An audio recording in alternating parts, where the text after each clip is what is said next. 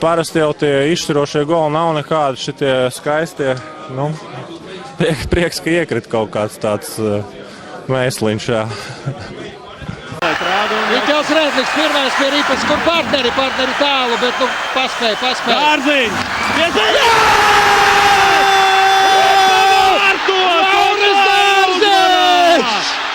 Tā ir uzvara gan šajā spēlē, gan arī visā sērijā. Rīgas Dinamo iepriecina savus līdzekļus un neiepriecina savu galveno treneru Latvijas izlasē.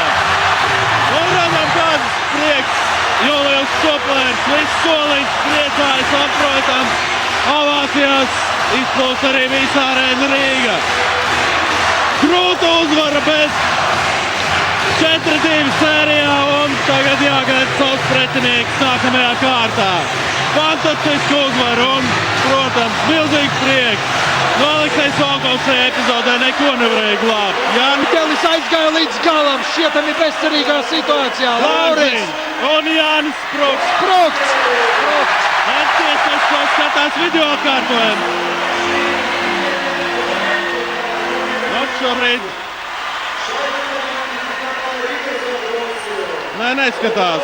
Ja jau sekretariāts ir paziņojis vārtu Laurim Dārziņam vārtu guvums. Tiesnesis šobrīd skatās atkārtojumu no kājas, jā, tāpēc arī ir Dārziņam. Latvijas hokeja slavu pēc neatkarības atjaunošanas. Neviens skatītājs arēnu Rīga vēl nav atstājis. Mēsliņš.